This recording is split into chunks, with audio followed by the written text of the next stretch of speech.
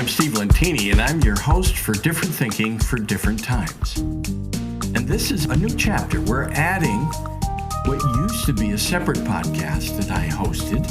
You might be full of shit if, instead of doing two separate podcasts, I'm pruning away one of them so I can focus all my efforts on different thinking for different times. We're full of shit when we follow anything blindly and when we don't allow others to think differently and to have a different opinion. We are one race, the human race, and there are differences, but we've got to appreciate them, not tolerate them. We want to expand our thinking from small-minded, limited thinking called the acorn brain. So enjoy these new episodes that will be interspersed with different thinking for different times, and they're titled, You Might Be Full of Shit If. Enjoy. Thank you.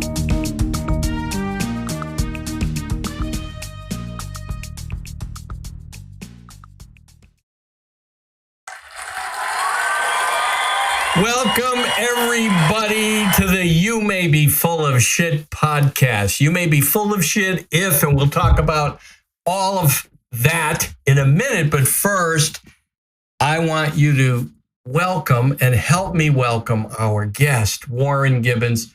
He's a special guy helping a lot of people. And there are places, certainly he's full of shit. I'm full of shit. You're all full of shit. But we're going to also talk about what he's up to, helping others, doing good. Welcome, Warren. Thank you, Steve. I'm really glad to be on here. Thank you, everybody, for that warm welcome of Warren. And Warren, tell us a little bit about yourself, right? Yes, I have a goal here with You May Be Full of Shit If as a podcast, but I want to make this about others and doing good and also pointing out where we're all full of shit somewhere and it's okay. John Maxwell likes to say we have to get over ourselves. And so as a authorized coach and a fan certainly of John Maxwell, I love to mention his work because it's all about doing good. And now tell us about yourself and how did we meet? And just give us a background. Sure. Well, we met, I don't know how many, 15, 20 years ago at a business networking event. And I went there wanted to have some peers and friends who were in the business world. And there was this guy who was running the meeting. And my brain's going, I want to get to know this person. And it was Steve. And he was running it. Shit. And well, you just had a wonderful a way about you that I was just totally fascinated and drawn, very kind, inclusive, and I was very anxious and I just felt like I belonged and you're very much included me. So then we got to know each other. I took sales training from Steve, which has helped me in so many areas of my life, not just sales, but in relationships and friendships. And then my business is aquariums, Gibbons Aquaria. We designed big, fancy, custom built-in saltwater aquariums for amazing saltwater aquariums. I've seen a number of them, and they are all amazing. But anyway, we digress. Yeah, so I've been doing that for 25 years, and about a little more than 10 years ago, I had a new consulting gig for a new project. I was living in Lynn, Massachusetts at the time. And the consulting gig was with a friend of mine who was starting a new public aquarium on the south coast of Massachusetts in New Bedford. And it was to help design this new place. So I thought, oh, cool, design gig. I was running my business. And then I was doing this reverse commute, looking at all the traffic stacked up. I had driving like 2 hours, 1 or 2 days a week. And then it was 2 or 3 days a week. And then it was 4. And I was loving it. I loved the drive. I got there. I loved the place. I was surrounded by all these. And so anyway, I fell in love with this place. It's called the Ocean Explorium. And it was a little science education center. We worked a lot with school groups, and the magic about it was that I was at a place it's a perfect mix. I was at a place in my life where I knew who I was happy. I was surrounded by all these young people, all these young adults, all these high school kids, college age people, who are, I call it, they're at the age where they're in the process of firing all the adults. Like, you people have been telling me what to do my whole life. I've been abiding by your rules with school, summer, school, summer. I'm ready to do my own thing. That time in our lives when we're ready to start adulting, and I just clicked with these people. They're my people, and I was working with a teacher that Steve and I have in common. And one of the things I learned is the best way to learn something is to be teaching it. So because I was happy and I'm designing, I'm building, installing, operating this public aquarium where 60% of our staff are like 15 to 25 year olds, but probably closer to like 18, 19, 20 year olds, 17 year olds. And so 60% of our staff were volunteers and interns. And I just identified with the stuff that was in their way. And we'd be chopping up squid to feed the sharks, or I'm putting together a filtration system, and they would think that's what we're doing. And I learned there was I had a Clark Kent disguise on as the aquarium curator, because they were like, what the hell's aquarium curator? What's an ocean? You're wearing it now, by the way. Yeah. And I discovered that because I'll say high school in general, college, that age, if you come into a room and I stand in front of a blackboard and I put on like a sport coat and a collared shirt, they're going to be like, oh, you're a teacher. I know what to do with you. And they would raise their middle finger, even just in their brain, to block me or to not connect with me or to, divide us. And so the magic was that they were lost there, because they were like, what is this place? What do we do? And say they were just this open slate, like an open program to write on.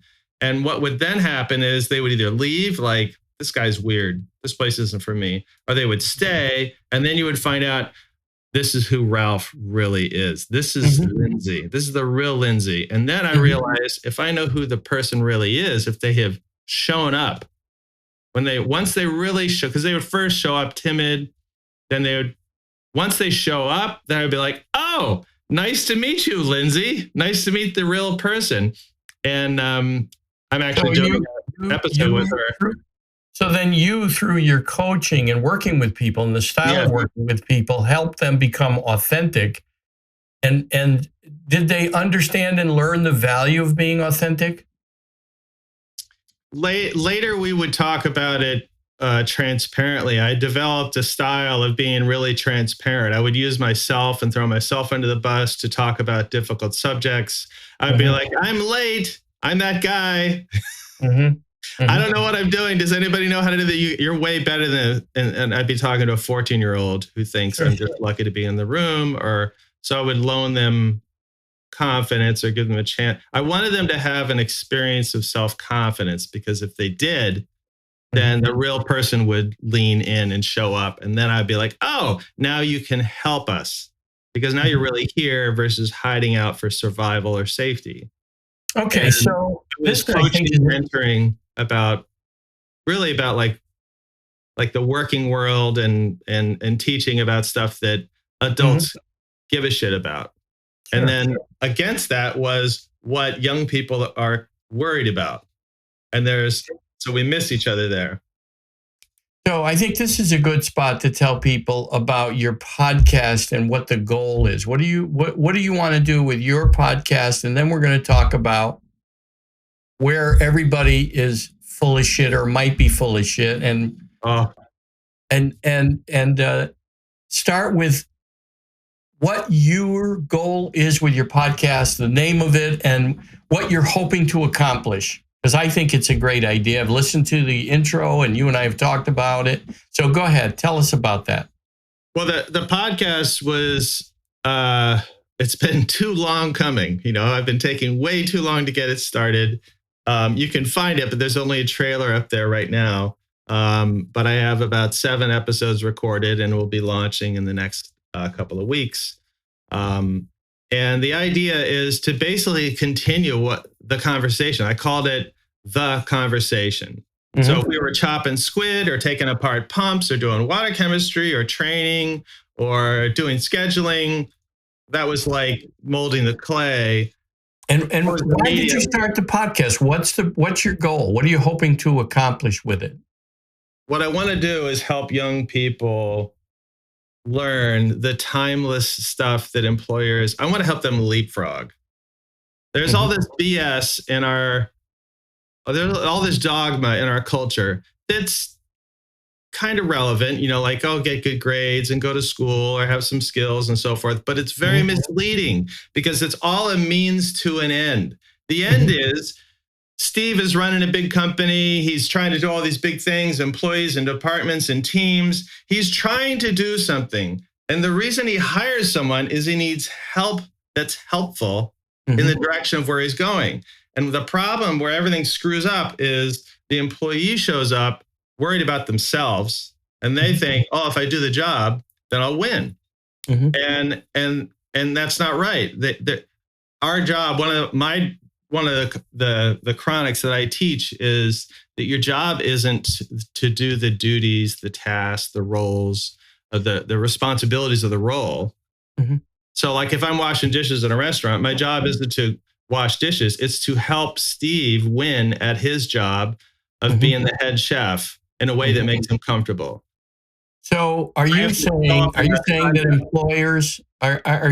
employers are missing the point? They're not giving the employees, especially younger ones, the bigger mission. Like it isn't about doing dishes. It's about X. I see it all the time. That's the other side. I wrote down in my paper, employers are full of shit and young people are full of shit. Like it's where in our head, where we're in each other's way. And like I would say the employers suck at training. I've been an employer, and like I'll train the job and the duties and the tasks, the responsibility, and I'm asleep. And I forget to tell him, by the way, I love cracking jokes. I love this. I love that. This is really important. All these soft side things that are really important to the way I want to build an aquarium. Or it's really important to me that I make sure all the time. So I'm going to be checking in with you. Is it done? All you got to do is say, yep, nope. And then we move on. And I'm constantly, or whatever my style and my personality working is. But employers, we don't do that. We teach the job. And so then not only do we not tell them how to make us really happy, but we don't tell them what our landmines are. Like I was talking to my sister-in-law, Charlene. She and her husband have run a restaurant for years. And I was talking about this concept there. And I said, Charlene, when you guys were running the restaurant, what was a pet peeve of Paul's? And what I mean by pet peeve, it's a landmine. If somebody stepped on it, it would explode and Paul would disregard any good that person has done because he's so furious. He immediately knew. She says, oh my God, if any employee would let the phone ring more than 3 times, Paul was gone. It would set him off.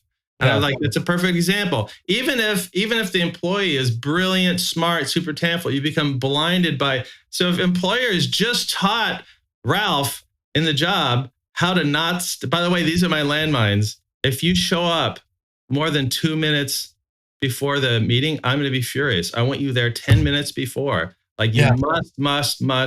And so all these little things so landmines, and then what will really make them, little tiny things like that make a difference. While you're talking, a couple questions came up. Number one, let's go back to what's a chronic? You mentioned a chronic. What's a chronic? So it's like my pillar messaging, like if I had a book and I started, I'll be writing a book eventually, but what are the core messages? So like some people say like, I feel like I've been saying the same thing over and over again, and they complain on their podcast. And I'm learning that, I have like 5 or 6 things that I should be saying a million times. Mhm. It's the core things. Well, let me ask you another question. Is a chronic, if you're a dishwasher, the chronic is the dishwasher's in his head about, wow, there's just so many dishes and nobody really cares about me here. And I just want to get through the dishes. Is That's that a about chronic? him. No, Huh? like the chronic, I'll say, so I'm learning my lingo. I call it a chronic, but like what's always going to be there, it's chronic, it's never going away. It's always a core pillar that holds up the whole building. It's that. Okay, so then a chronic for the business is like a mission. It's teaching the dishwasher, listen, it's not about the dishes and how many you have to do and how fast you have to do them. We want you to think about the diner's experience and what happens if they get a dirty dish. And that's how important your work is. And we want you to be fully present and make sure those dishes are clean because you're providing that clean dish as part of the experience of our restaurant and our group. And are you saying that's missing, that young people get kind of thrown in? Here, you do the dishes and shut up. Right. Well, they people go to sleep and we think we know what the job is. And if you talk to somebody who's at like a master level, like you, for example, like what sales really is, people think it's like, oh, I got to get the money, get the dollars, get the contract. And it's like, oh, I'm really just helping people buy, or like what the job really is. So like for the dishwasher example, what the job really is your job in the kitchen is to help the chef win at running the kitchen and putting out an amazing product so that your customers have an experience. On the customer side, you should be invisible. They shouldn't even know the dishes get cleaned because they just never even think of it because they're clean. And for example, if you're washing dishes and then you're an idiot, like if you're asleep, if you're asleep to this, you just wash the dishes and you put them away. Like, what's the deal? I punched the clock. I washed the dirty. Why? What do you give me a hard time? I did my job. I'm going home. It's about me. But if I get it, then I'll be like, hey, I noticed that when I hang up the dishes, the chefs, they're always bumping into each other, going to get the dishes. What if I put away the dishes? Because they use like 17 of these little tiny saucepans. What if I put all those closer to them? They only use a couple of the monster saucepans, and that's only in the morning. Those things are in the way. And then I would talk to the chef about that. So that, see, that would be me acting like I'm there to help him win at his job in a way that makes him comfortable, instead of me just punching the clock and telling myself I washed the dishes. Screw you, give me my paycheck. I'm going home. Okay, so you're listening to the podcast, You May Be Full of Shit If, and my guest is Warren Gibbons. And what's your podcast called, Warren? Where can people find you? What is it? It's called Useful and Hired. Useful and Hired. And what Warren's talking about is where employers are full of shit when it comes to training people, especially young people. They're not spending enough time talking about why it's important for the diner to have an experience there and that it includes everything they do. So if a young person's doing cleanup or being a hostess or being a waiter or doing the dishes, it's all about the experience of their restaurant. And that's the purpose of their job. And that's what Warren is saying, I believe. You can correct me, but I think what he's saying is, hiring young people requires a little bit more effort and training and inclusion in the mission and why they're really there. Not about, hey, just do the dishes and shut up. But it's also about knowing the context of who you're with. So if I'm an employer and I'm hiring staff, no. If I know, that's wrong. I'm not hiring staff. I'm going to be like, well, I tend to hire young people between these ages, let's say 18 to 21. All right, well, then if they're hiring and they understand the context of what those people, what's running in their brain, like how do I get access to them so that they will want to care, then they would hire differently, train differently, manage differently, and help their employees. It's all about helping each other win. When I'm working with Steve on this podcast today, I want to help Steve win at having a good podcast in a way that makes him comfortable. it's about being about them.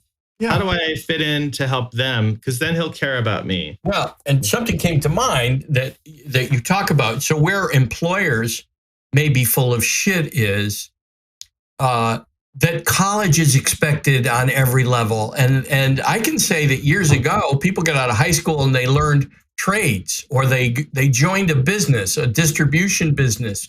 Maybe it was plumbing or electrical, and they learned the business and ended up with fantastic careers. And they had 4-year jump in the workplace on college graduates and no debt. In fact, they earned, maybe it was $30,000 a year for 4 years. They earned $120,000, had no college debt, but what their major was that person's business.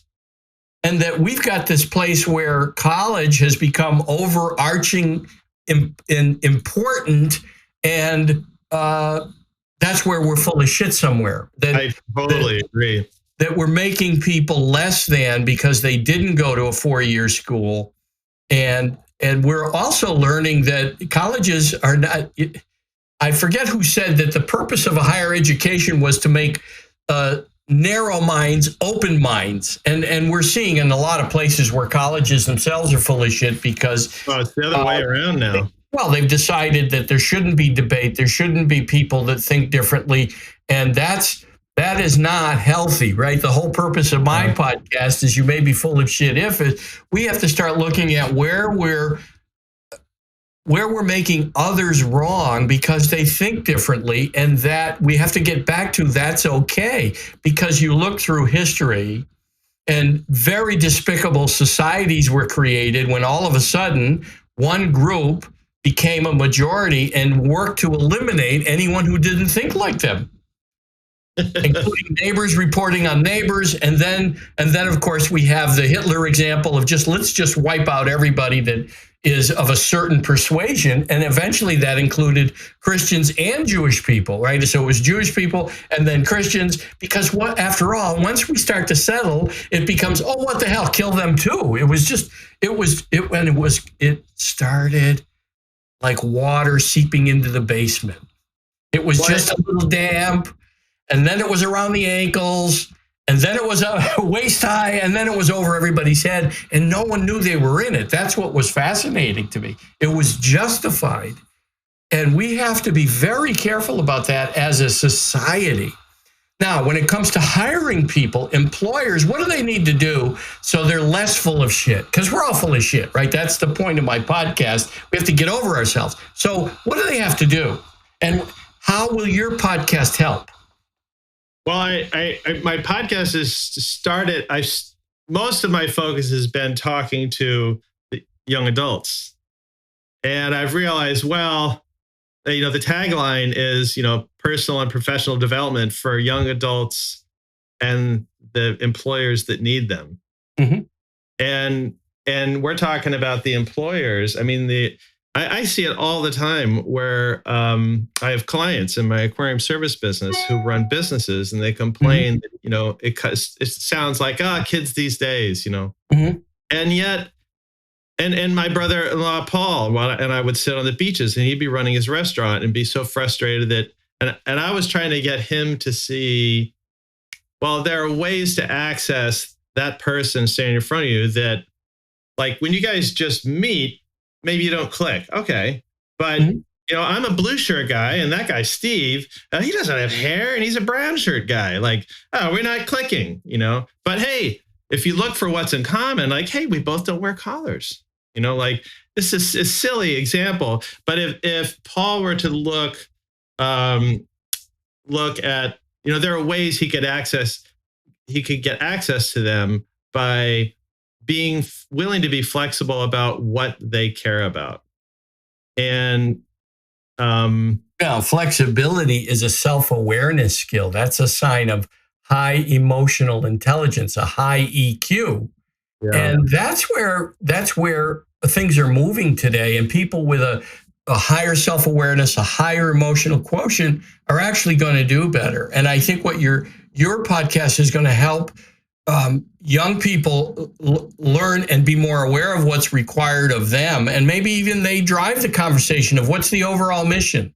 Well, yeah, what do you want to do with this restaurant, Mr. Owner, so I can help you with that. And while I'm doing the dishes, I'll remember that. So, is that where you want to help? Is that a part of it? Yeah, I want to help, because young people are drowning in all this dogma of our culture, like we were talking about earlier about college and the degree and all that stuff really matters. Well, a year or two outside of college, people don't give a crap where you went to college. Because now you're in the working world and they're like, well, can you help me get this marketing campaign to work? Like, I don't care if you were a janitor for you. If you help me make it work and all of a sudden our client's getting customers because the campaign, great. Chuck is the guy, he's useful. That's why I call it useful and hired. And that word has disappeared. And I remember working with my son on a project and saying to him, I was like, oh, he's here working with me, but he's trying to act like he's working with me. And he really doesn't want to be here, but he hasn't left. And so I would say to him, I had to explain to him, and I was kind of a grumpy jerk often. And I would say, the way to do it is, when I calm down, I'd be like, is you want to anticipate, what am I trying to do? And if you see, oh, he's hammering in nails on this board every 12 inches, and he's got most of the board left, but he only has 3 nails left. Then now this is when my son was 10 or 11, and I'd be like, so he'd be like, so I get I some more nails ready. I'm like, that's it, and it's like that. It's the tiniest little things, oh, Steve's doing a podcast. If I want to anticipate what Steve's trying to do, he's telling me he's spending a lot of time editing, my sister-in-law does editing, and Steve hires people. He's that kind of guy. Would maybe I want to talk. So it's anyway, you're I kind of got off topic. And what's your sister-in-law's name as a producer for podcasts? Let's give her a plug. What's her name? Her name is Charlene Reese. I'll have to get her. Maybe we could get her a link in the show notes or something like that. Yeah, she's great, by the way. She is great, Charlene Reese, and we'll make sure to give her credits so that you can find her, because she will help you do your podcast. She's so good. She's so much more. Her helping. That's part of my podcast. I want to teach you so that when you show up at work or anywhere that Ralph shows up, that his helping is actually helpful to them, the others. And Charlene is, she's like, oh, I charge for, you pay me when I do editing for you. And I'm your helping is so much more helpful than just editing, Charlene. But yeah, I'm a huge It's very true. Well, and why I think our two topics intertwine very, very well, very nicely, is that employers and employees we're all full of shit somewhere. And so what employees don't do is speak up about what's required or what would make a difference for them. And that's somehow taught throughout their life, and maybe in the home, right? Don't speak until you're spoken to. I mean, that was a conversation when I grew up. It may be a lot different now because parents experienced that and decided, well, when I raise my kids, I'm not going to. The thing is, we're all full of shit somewhere, and we just have to be a little bit more accommodating of each other, flexible, willing to listen, but also willing to speak up. And that's relationship skills. And compromise. We're not even being taught compromise by our leaders. It's funny. Leadership is about modeling the behavior you want to see. Our politicians are full of shit. Wow, say that again. Leadership. Fighting and pointing fingers at each other for over 20 years. And that's out of integrity, because at the same time, they're expecting the populace to act nice.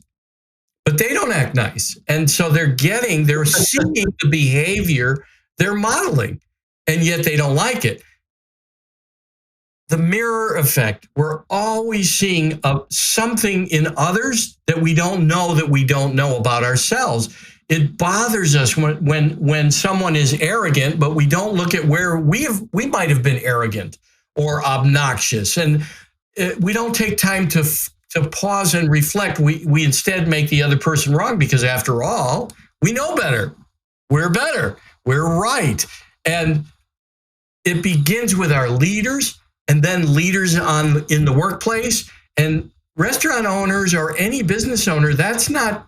I don't see the title king. Right. Their names. They own a restaurant, so they want to build respect. They want to build clientele. Imagine modeling bad behavior with their employees. What are their employees going to be saying, or former employees going to be saying out in the work world? There's an energy they create. So if the owners are full of shit somewhere, their employees, they're going to think their employees are full of shit somewhere. And then their employees are going to tell people, hey, I wouldn't go there because they treated us. They're full of shit. They treated us badly. So there's something to remember by beginning with the end in mind, that each person begins with the end in mind and then starts to model that. If they want to be have a great business and motivate and enthuse their employees with a mission, then they start with that kind of picture in the end and work backwards and act like that kind of person all the way through. The energy that we project is the only thing we can manage in life. That's what we can manage. And we're always getting back some reflection of the energy we've put out. People have to remember that. And they're full of shit when they start to think that if their life isn't working, that they're not part of it. And the other thing is, my journey is my business. Your journey is your business. That our journeys are perfect the way they are, and yet we want to judge other people's journeys. And it's none of our business, right? Other people's journeys, none of our business. And that's also where we're full of shit, because we want a whole group of people to just think like we do. Yeah, and work is a collaboration. It's a collaboration. You know, there are some other types of chronics, like some tendencies that young people, like I've noticed. I had one day, I'll just say it first. It's that they're worried. Young people we're worried that, adults or employers or, older peers at work, bosses, managers, CEO, whatever, that they won't take us seriously and treat us with respect like an adult if we make mistakes. So there's this whole fear of making mistakes. And I remember working with, there's this kid that came, it was at the Ocean Explorer, and one day he came in, it was the first day, and he came around the corner, and I was managing the schedule, and I suck at managing schedule. I suck at, it's like steam and smoke is coming out of Warren's ears when he's doing it. And I hadn't quite got to the point where I'm like, all right, I need a hand. This is somebody who's good at this. And this guy walks around the corner. He's like 17 or 16. And I said, you're new, right? And he says, yes, Mr. Gibbons. He's very trying to be taken seriously. Being respectful. And yes, what's your name? Kevin, or whatever his name. I don't remember his name. And I said, Kevin, I'm managing the schedule. I need to know what your schedule is. And then he opens his mouth and he says, not an answer to my question. He says, well, I'm just going to work really hard, and I just don't want to make any mistakes, and I don't want to hurt any animal, or I just don't want to like that. Mm-hmm. So I asked him, I was going, you're new. I'm making this schedule. What's your schedule? And his answer is what he's anxious about. Yeah, what he's afraid of. And I went, wow. Yeah. And it hit me in that moment that that's part of why it takes a while for people when they're new to show up. Yeah. And because of what they're anxious about. So he was anxious about, well, if I make mistakes, Warren or these people here, Mr. Gibbons, aren't going to take me seriously, or they won't treat me with respect like an adult. Yeah. And I said to him, Kevin, all we do here is make mistakes. I just flooded the basement again, the second time this week. And I'll probably break something tomorrow. Mistakes are that comes with the world of aquariums. Water goes where it goes, and you keep it or you don't, or things break and then water goes where it goes, or, we're putting animals in boxes and, we're going to kill fish. And he just looked at me. He was terrified and freaked out, because I was trying to be so honest and transparent and tell him it's okay to make mistakes. So I go around the corner and it hit me. I said, we need to make a game. And one of my coach, Tony, taught me. She did lots of games, like stupid. So we're going to play this game. And I'd be like, oh, what the hell is this stupid game? This is so dumb. Like it'd be hokey, it'd be corny, it'd be awkward. And so I ran in and I grabbed my most amazing team players. And I said, guys, this is Kevin. This is first day. We just had this whole conversation.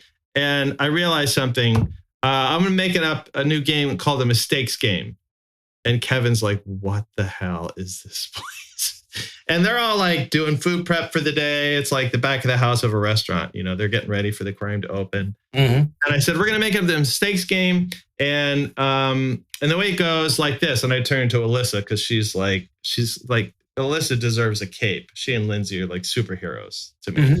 Because they're so useful. And I said, the Mistakes Game. So when you make a mistake, because we all make mistakes and everybody in the room kind of goes like, oh, yeah, we do. And I said, you guys we all get messed up in our heads when we make mistakes. And then we're not like with each other. So I'm going to make up a corny game called the Mistakes Game. So when you make a mistake, you got to go find somebody else who's playing the game. So Alyssa, I just make a mistake. And my job is to come find you and say to Melissa, hey, Alyssa, I just made a mistake. And Alyssa, you respond with a huge grin and you say, awesome. What'd you mess up? Tell me what happened and what did you learn? And then my job is to do it in 30 seconds, not a whole story. Just say, I flooded the basement. What I learned is don't take phone calls when you're doing a water change. Like your laugh, you already know, like, oh, yeah, that was a bad idea. Yeah. So then it ends with Alyssa smiling at me, and we both jump in the air and high five and say, way to mess up and learn from your mistakes. It's totally corny. Everybody laughed at it, but they played the game. And it was, I just realized they needed permission to make mistakes, but then also learn from them. Don't get me wrong. I said, if you break my $5,000 protein skimmer, see, I call it mine because I like it. $5,000. If you drop it and break it, I'll scream at you. I'll be bullshit. I'll be an asshole for a few minutes, but that'll pass. And the reason I'm pissed is because now I got to go find $5,000, but it's over in a few minutes because I've done that. Well, you're not going to take never coming to your shop because I don't want to break that. Right. So what's fascinating about what the story you're telling about mistakes is that's life itself, right? We're full of shit when we spend time regretting things, when we make others wrong for the mistakes they make, that's our job here in this universe. Our job in a cause and effect world is to make mistakes and to fully live and learn from them. Hindsight, by the way, is 100% accurate. So you learn from them and you live fully in the moment. And people are full of shit that make others wrong for making a mistake because that's why they're here. For example, the concept of sin was not even there in my near-death experience, which was fascinating. Warren's my first guest, and he was there. He was there on November 18th. He was there a lot of days, but he was also there November 18th at the time that it was the 5th day in intensive care, and I went from this existence briefly to that existence, to what's next. And the only thing mentioned were the lives I had touched, the good I had done. And sin is a man-made construct. Wait, you mean nobody was shaming you? There wasn't a list of shameful regret? No. There wasn't a wall of shame and regret? That's what I call the acorn brain, the small-minded thinker that's in all of us, by the way, and I still have it, but it wasn't with me in what's next. In what's next that awaits all of us was perfection, the infinite, one with everything and nothing, which was a fascinating first recognition, a knowing, by the way, because we don't have thoughts the way that we have thoughts here in our body. it's different. It's very hard to explain, but I can tell you that it's small-minded in a cause and effect world to want people to pay, because they do. They pay here. You put out something negative, you get something negative back. And also burn in hell forever. That's just small-minded. And I urge everyone, and I'll do that on every broadcast, every podcast, is to Google the God of Spinoza. Oh. Albert Einstein was asked many, many, many times in his career, do you believe in God? And he would answer, for people to research purposely, he'd answer, I believe in the God of Spinoza.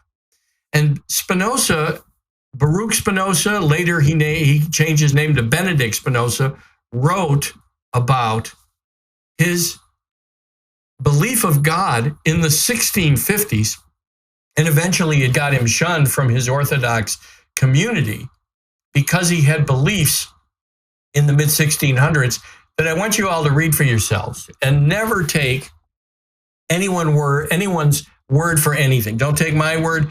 Prove things to yourself about living in a universe. We live in something limitless, and that all small-minded thinking is not where we're going. And it's for us to overcome it here.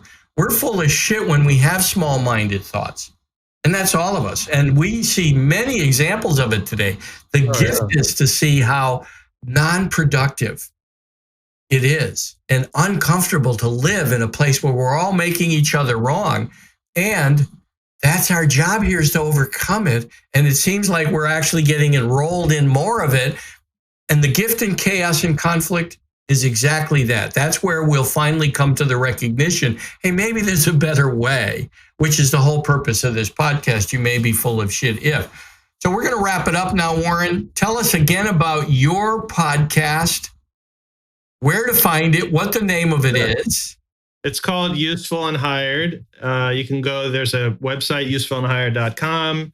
You can find it on everywhere you find podcasts, Apple, iTunes, Spotify, Stitcher, all those places, Google Podcasts.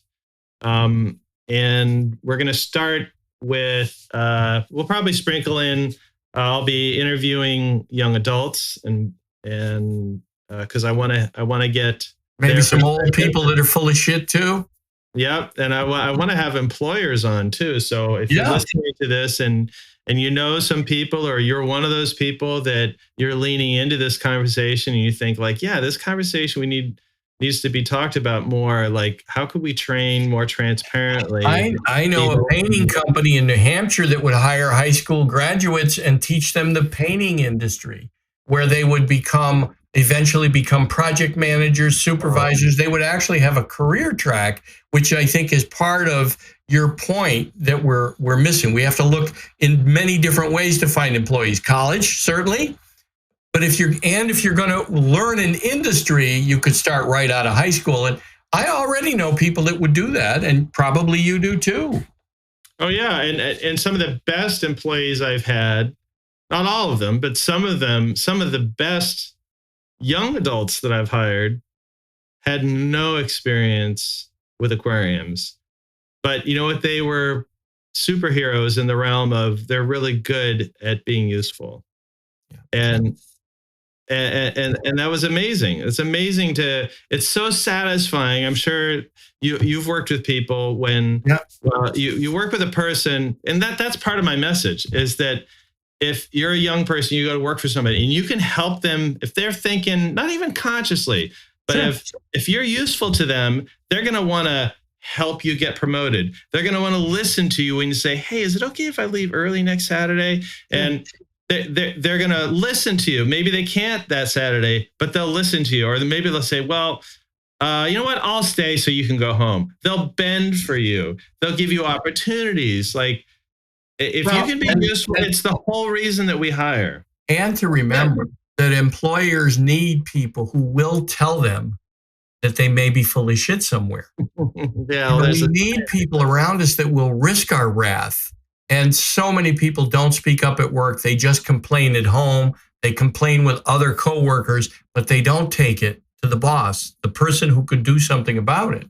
And we do that in our personal lives as well. That's where we're all full of shit too, because we have a complaint, we gossip about a neighbor or a friend or somebody that did something to us instead of taking it to them so it could get fixed. And I think I'm sorry and I apologize and I didn't know I hurt you. That's where all that came from. And if you're being useful, like, no kidding, you show up like you're there to help them and you're really trying to, like, is this working? Is it helping them?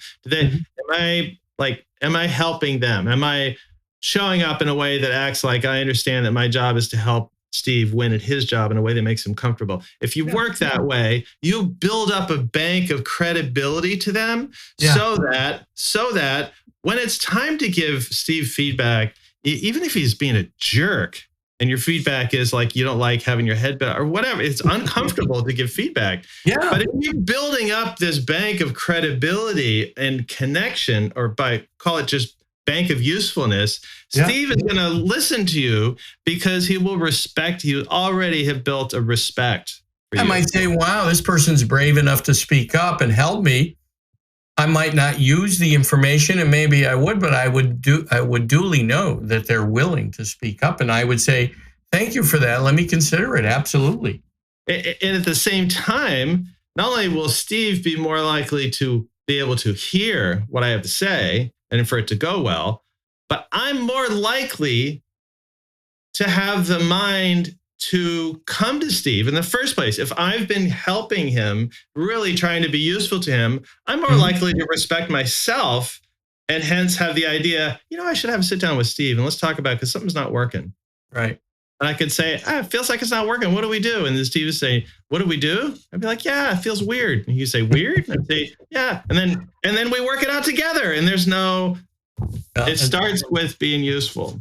And that's true. And speaking of working things out together, this is Warren Gibbons. And say your podcast again. Where can people find your podcast? Say it again. It's usefulandhire.com. Usefulandhire.com. Useful. And they can go there and call in and leave a message too. There's a little thing.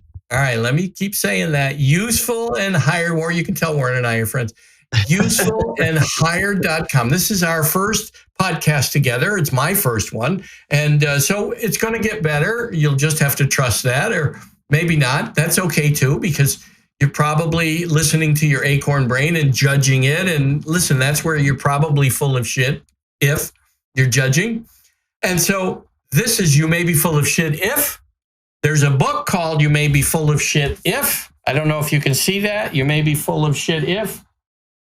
It actually shows me in reverse. And then for the woke edition, I have You May Be Full of number 2, the woke edition. After all, we know better. And it's a little bit different because I wrote it because Amazon wouldn't let it.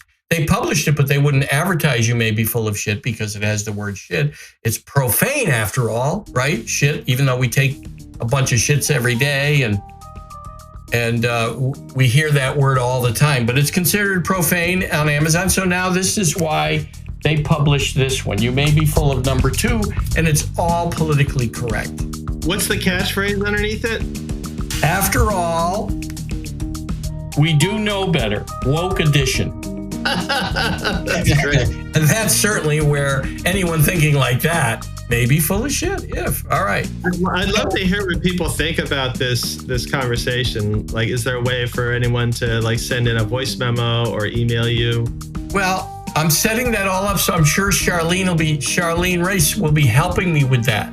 Yes. Well, one of the things that I did when I started recording episodes and I hadn't figured out yet, I just told people to take out your phone, record a voice memo, and send it to my email so they can send it to your email. Oh, so you can send it. You can record your thoughts and send it to my email, Steve@SteveLentini, L as in Linda, ENTINI.com, Steve@SteveLentini.com. I'm gonna be very glad to listen. And don't remember, there's 2 things I might ask you. Does that sound like small-minded thinking?